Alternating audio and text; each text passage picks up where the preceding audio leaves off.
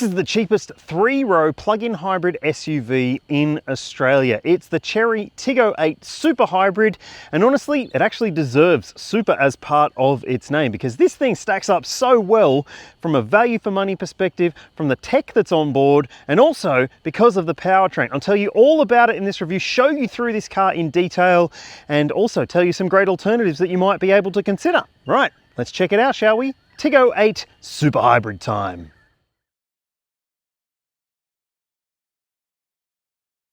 There are two different versions of the Chery Tiggo 8 Super Hybrid on sale, and this is the entry-level version. It's called Urban, and it starts at $45,990 drive away, which is such good buying for a car that's got almost 100 Ks of EV driving range and a pretty amazing efficiency number. We'll get to those numbers later on in this review, but let me tell you what you're getting as standard in this grade. The Urban model has 19-inch alloy wheels. You get LED lighting around the car. There's also smart unlocking, and you don't have to even push a button on the inside. You just sit in the driver's seat and it starts the car for you. There's also a 360-degree surround view camera system, a wireless phone charger, selectable ambient lighting. You also got a 10-speaker sound system, a 10.25-inch driver info screen, a 15.6-inch LCD infotainment touchscreen system with Apple CarPlay and Android Auto. You've got plenty of safety technology as well, and a powered driver's seat is standard. So for $46,000 drive away, you are getting so much SUV for your money. In fact, you can get two of these for the price of one Kia Sorento plug-in hybrid. Wow. Right, now let's talk about the top spec version, which is only a few $1,000s more. It's called Ultimate, and it does have extra features that you might really appreciate, including heated and ventilated front seats. There's driver's headrest speakers. You get a head-up display, a panoramic sunroof with a power sunshade. There's also privacy glass on the rear doors and tailgate, a 6-way power adjustable passenger seat with massage function. You don't get massage function on the driver's seat in the top spec version. That's a bit strange, but you also get illuminated scuff plates. So this does seem like amazing value for money straight off the bat. But what about some alternatives that you might want to consider? Is there anything that comes close on price? Full credit to Chery Australia. They have positioned this in a currently unbeatable spot for a plug-in hybrid 7-seat SUV. There will be more plug-in hybrid 7-seaters coming soon. BYD is going to be launching one soon. Can't wait to tell you what the price will be. Can't wait to drive it as well. But if you're looking for a mainstream option, well, you've got the Mazda CX-80 from about $75,000 before on-road costs, or the Kia Sorento plug-in hybrid, which is currently only available in GT line spec at $85,000 or so before on-road costs. Neither of them make that much sense to me for that kind of money. And the other one that I always tend to recommend is the Mitsubishi Outlander plug-in hybrid. Now it starts at about $70,000 for one with 7 seats. So again, it's just not even close when it comes to the pricing, but it is a very compelling thing in its own way. It's comfy and it's practical and it's thoughtful too, and there's an update coming for it very soon. But what about if you don't need 7 seats? Well, you should go and have a look at the BYD C-Line 6 because it's a plug-in hybrid SUV with a very affordable price point, $43,000 starting price with about 90 Ks of EV driving range and plenty of standard spec and tech. But what would you do? Would it be a 7-seater from the other brands? Would it be a 5-seater plug-in hybrid at a lower price? Or would it be this? I'd love to hear from you. Have your say in the comments. You'll be able to pick this one compared to the petrol versions because it does look a little bit different, not dramatically. It does have different wheel designs, and that's a bit of a giveaway. And so are the door handles. They are pop-out handles now rather than the conventional ones on the regular version. And you do have 2 filler caps on the back as well, one for petrol, one for power. Now, I'm going to put the dimensions on your screen and tell you a little bit about the fact that it now has towing capacity as well. So there is a maximum 750 kilo capacity for towing. And speaking of capacities, I'll put the weights on your screen now for this SUV, including the payload. Now, let's have a look at the back end. It is a pretty piece of design. I think it still looks pretty bloody good. There's no badging at the back to tell you that it's the plug-in hybrid. That might be an issue for some. This one has a standard tailgate, and you can see there that there's a good amount of cargo capacity behind those third row seats. and I think that's going to be handy for backpacks and maybe some small suitcases. And you can lower the seats pretty easily just by pulling those levers at the top and pushing them down. They're not too heavy, and it's actually a very amenable 5-seater if that's what you need, with a fair few good features in the third row for the occupants as well. I'll show you some of those when we get in there and I'll show you the space. But I want to call out this, you don't have a spare wheel under there. There's some electronics and hardware stuff happening underneath there, and there's no spare underneath the body of the vehicle either. So it might not suit everyone's needs, but it's still going to be a fairly practical 7-seater in terms of the boot space. Now let's jump inside and see what it's like. Rightio people, this feels so different to the existing Tiggo 8. In terms of the interior design here, there's been a major update because, well, it gets this big 15.6-inch touchscreen media system, which is a massive improvement over the already pretty decent screen that was in the last one. This one is actually very good. It's quick to react, and it does have a number of different controls, so you can change the display if you wanted to, and you've also got a number of different settings and menus and easy adjustability to the things that you might hope to turn off if you don't like them. But thankfully, the safety tech is actually not that annoying. Now, you do have a drop-down menu from the top there as well. It will work when you've got Apple CarPlay active. The drop-down menu, which works, it might take a little bit of fiddling to get it to work properly. You've also got on this screen a number of different controls. So you can turn between EV and hybrid power mode. You don't have to do it on screen. You can do it with that little toggle switch there.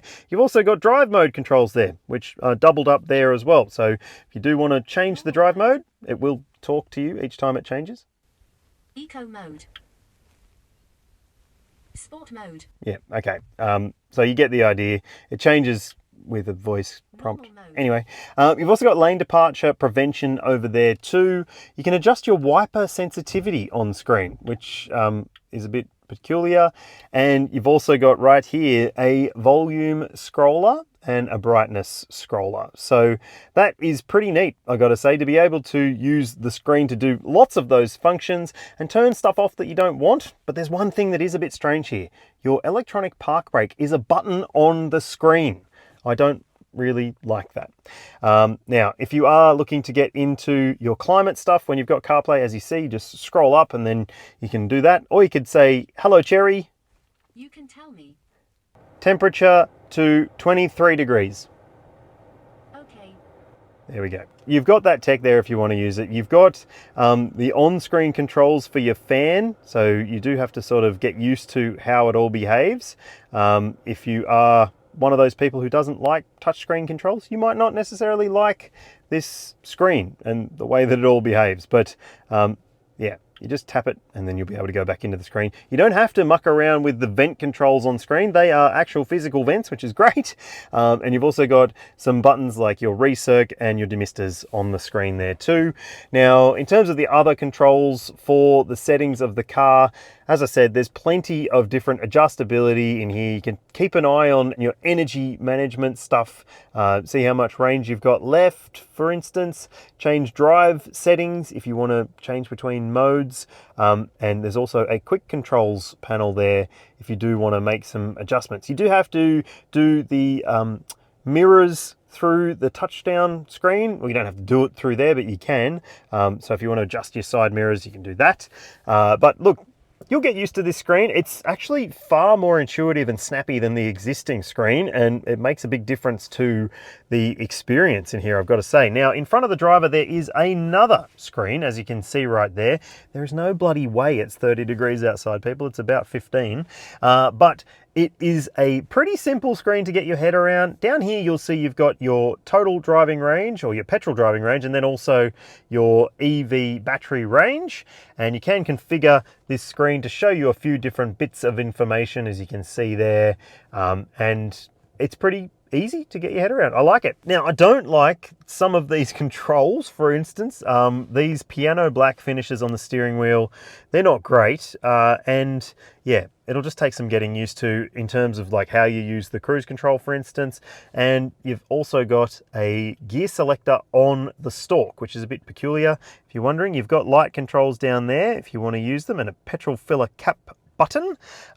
And on this side, you've got some wiper controls too, and your blinkers. So yeah, it does take a little bit of getting used to, but you'll be fine. There's a wireless phone charger here, as I showed you, drive mode and EV, HEV mode. You can turn off some elements of the aircon there as well if you want to, and decent sized cup holders, a decent sized center console bin down there. In here, you've got some stuff and a center console bin. You've got a glove box, which is a decent size as well. Bottle holders in the doors. Nice finishing on the doors too. Soft materials there, soft up the top. This same sort of neoprene finish here, and the seat finish. I mean, you might not love this particular finish, but I think it's pretty comfy and it feels nice under the buttock. Now, up here, we've got vanity mirrors with drop-down lighting situations. So that's good. It means it should stop you from doing your makeup and trying to see over the wheel while you're driving or something like that. Or even, I've seen a bloke shaving in his car, which is gross. These also slide, which is excellent. You don't get an overhead grab handle for the driver, but you do for the other seats, which is great. But there's one thing that just needs to change with this car. It just needs to. The reality is it just needs to change. It's this mirror. So what are you supposed to see out the rear view mirror? The back of the car and further beyond? Well, you can't really see shit through this. Honestly, it's pretty bad. You can see sort of the faces of those sitting in the back, but not much more. And it sort of feels like that is designed to be a passenger view mirror rather than a proper actual rear view mirror. It's the biggest letdown of this cabin, and that's saying something. It's a pretty bloody nice cabin design. Cockpit feel is excellent. There's no head-up display. Does that matter? I don't think so personally. But let's jump into the second row and see what the space is like for a grown-up behind another grown-up. Rightio, this seat is set for me at 6 foot tall. I've got plenty of space here, people. Lots and lots of leg room, decent foot room as well. Knees are a little bit up, but that's okay. It's not too bad. And the headroom back here is really, really good. Now, the high grade version does get the big panoramic glass roof with a shade. This base model still gets a nice light finish, which does make it feel a bit airy. I like that about it. You've got grab handles up the top. There are lights as well, which is a nice bonus on the outsides as well, which is good. There's little hooks here for your coats if you want to put them there. And there are map pockets on the seat backs. There are bottle holders in the doors. There are soft finishes on the doors as well, which is nice. And directional air vents too, as you would expect. So 2 vents there. There's a little storage area down below with some USB ports too. And these seats also slide. So if you need to make a bit more space for someone behind, you can. You can get into a much more uncomfortable second row position or a much more comfortable third row position. Now, let me show you some of the other inclusions in the back here. You do have a flip down armrest with some cup holders, which is nice. And you've got ISOFIX points here, 3 top tethers on this seat, and they are a 60-40 split. So you've got the 60% side on here. That one can slide fore and aft as well. And this one can, well, do a neat trick to help you get into the back row. Let's do that now. So there is this little lever up the top here. So if I pull that, it will tilt forward and it will slide. It does take a little bit of heft, but you will be able to get it done. Now let me jump into the third row here and see what the space is like. Before I do, you can see there no ISOFIX points, so it might not be ideal for those who are actually going to plan to use their 7-seater with lots of kids in it, but hey, let me jump in and show you what the room is like for a grown-up. So with this seat set to a position where the person ahead of me would either have to have very little legs or no legs at all, it would be reasonably comfortable back here. But as you can see, when it's set to a more generous position, legroom is going to be quite tight for someone my size at least. Like if you've got a little kid who doesn't need to be in a booster seat, they'll fit here fine. There are no ISOFIX points, as I said, no top tethers either, and there's also a few things missing in terms of the amenities. You don't get any vents in the back. That's not unusual, but it is probably a bit frustrating. And there are some storage points on the sides here. That's a nice hard thing to rest your elbow on. There's also back there a 12-volt power socket, which is for the boot, but you could use it for the back seat, and a little bag hook, which I didn't show you in the boot section. But yeah, the view out is okay, not terrible, but not terrific, and headroom is tight, I would say. So you probably could consider this a sometimes 7-seater, but if you need the bonus seats, at least you've got them, right? Or you could have a big 5-seater. Think of it that way. Under the bonnet of this super hybrid SUV is a 1.5 litre 4-cylinder turbocharged petrol engine, which offers up a decent amount of grunt in its own right, and it's teamed up to a single-speed dedicated hybrid transmission, that's what they call it, and it's got front-wheel drive too. Now, it's also got an electric motor integrated into the mix to offer you up 150 kilowatts and 310 newton meters of EV power, and that all combines to give it a very, very good amount of grunt. No combined power and torque figures though, which is a bit of a shame. But let's talk about range and charging, because this one stacks up pretty well. On the passenger side is your petrol filler cap. On the other side is your electric charge port. And yes, it does have AC and DC charging. I'll put the AC charging rate on your screen now, and that is pretty decent, I would say, for this kind of car. And DC, well, it's up to 42 kilowatts, and it should mean that you'll be able to do a 30 to 80% charge in a reasonably short amount of time if you need to do that at a public charger. It's pretty good in terms of that. Now, it does have an 18 or so kilowatt hour LFP battery pack, which is good for a claimed 90-ish kilometers of EV driving range. And I'll tell you what I achieved in the efficiency and EV range section a little bit later on in this video, so stick around. I think probably one of the hardest things to get used to with this car will be the fact that you don't have a button to press, and you know, lots of cars now have a button that you press to start it or turn the key. But in this car, you just sort of sit in the driver's seat, put your seatbelt on, and as long as your foot's hard on the brake, you'll be able to select the gear and go. And I think, I mean, that might take some getting used to. It might actually make you feel like you've forgotten something when you first do it for the first couple of times, because that's sort of how I felt. And my gut feeling is I won't be alone there. But don't beat yourself up. There's a lot happening in your life. You're a parent, clearly, if you're considering this car. And look, you're not going crazy. Anyway, let's talk about the drive experience. This is pretty bloody good. I've got to say, for the money, I am impressed. I'm not saying that it's the best 7-seater that you could buy in terms of the drive experience. If you want that, maybe go and have a look at a Skoda Kodiaq or something like that. You just have to pay more money to get a far more enthusiastic drive experience. But this is not unenthusiastic, it's just not super duper thrilling.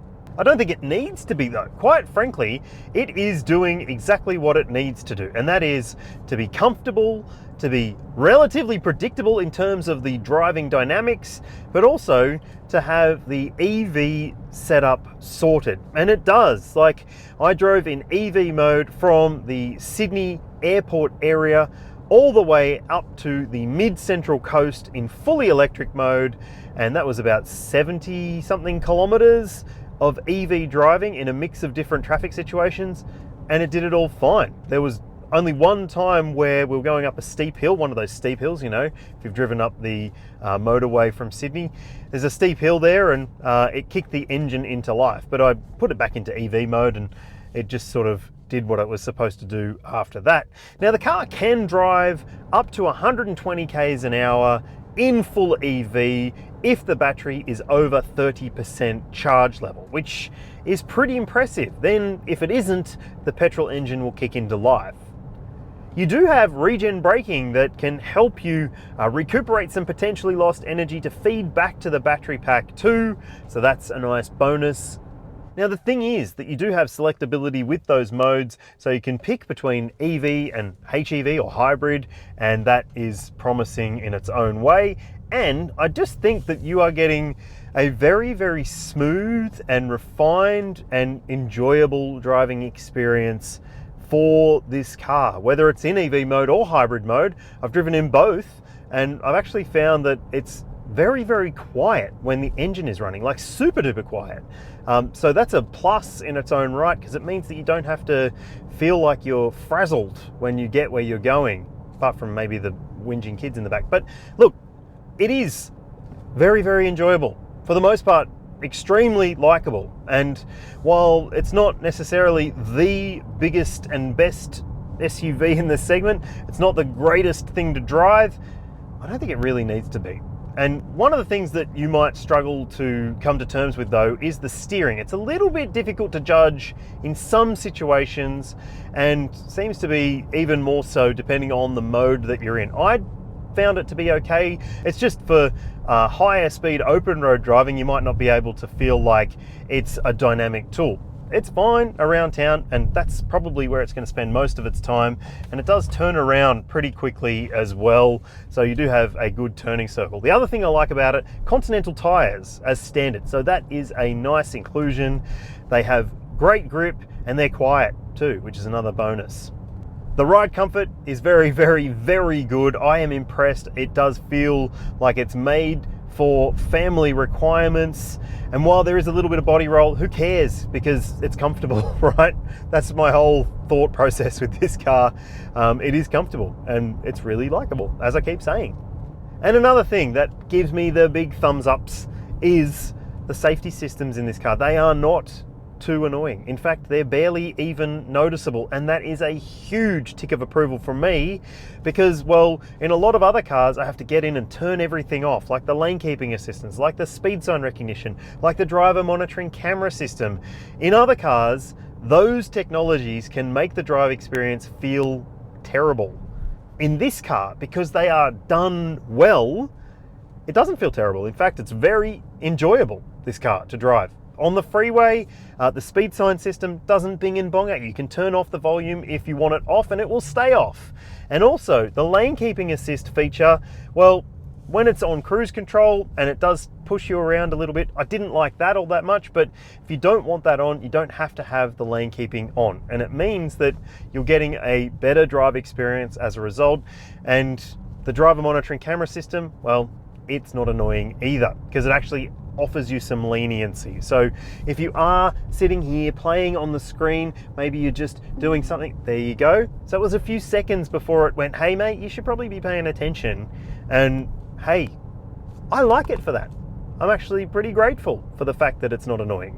All of that makes it stack up so well in my mind. But let's talk about the fuel consumption and EV range that we need to, because, well, that's the decision maker here, right? The EV driving range claim for this 3-row plug-in hybrid SUV is 95 kilometers. Now that is based on, well, a relatively lenient combined driving cycle, and surprisingly, I got relatively close to that, just over 70 Ks on this test. Now that's not the usual sort of driving I do when I test these vehicles, because I'm on a launch event for the plug-in hybrid Tiggo 8. And look, I think if you can get 70, 75, 80, even 85 Ks of EV driving range, which I think is definitely possible in this car, then you'll be very happy with it.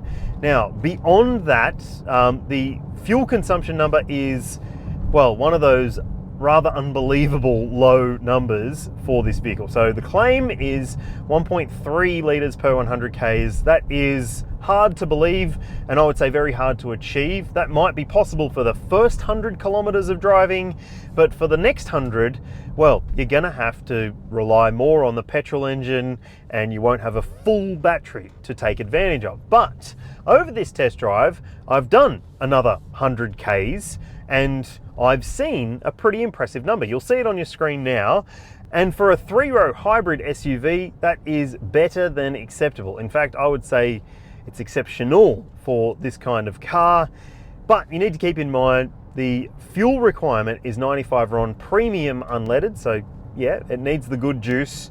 And the fuel tank capacity is on screen now. But you should be able to achieve, if the numbers are right, about 1200 Ks from a full tank and a full charge. Pretty impressive, isn't it?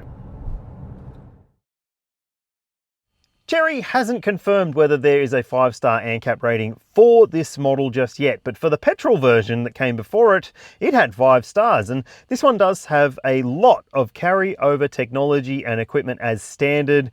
So you've got autonomous emergency braking with pedestrian and cyclist detection, There's lane keeping assistance and adaptive cruise control. You can do intelligent cruise assist if you want, so it can do some stopping, starting and steering for you if you wish. That speed sign recognition system is not shitful. It's actually very agreeable. And there's also a driver monitoring camera system which doesn't get on your nerves unless you're actually distracted. So that's actually really bloody impressive. Now, there's other things like blind spot monitoring, rear cross traffic alert with braking. There's parking sensors all around the car. You get a surround view camera standard as well, and that is just a lovely plus for a vehicle like this that's made for families. It means that it will be safe and feel safe as well. And when it comes to the airbag coverage, you've got heaps. There's dual front, there's front center airbag, there's front side airbags, there's second row side airbags, and there's curtain airbags that go almost all the way to the very back. Almost. Chery Australia offers a 7-year unlimited kilometre warranty for its model range, and if you choose one of the plug-in hybrid or EV models, you're getting an 8-year unlimited kilometre battery warranty as well. Now, the servicing stuff, let's talk about it. The service intervals are on your screen now, and I'll also throw up there the average service price over the cap price plan. Now, the servicing cap price plan is 7 years, which is pretty promising, and if you service with Chery, you'll also get up to 7 years of roadside assistance included, which is not bad at all.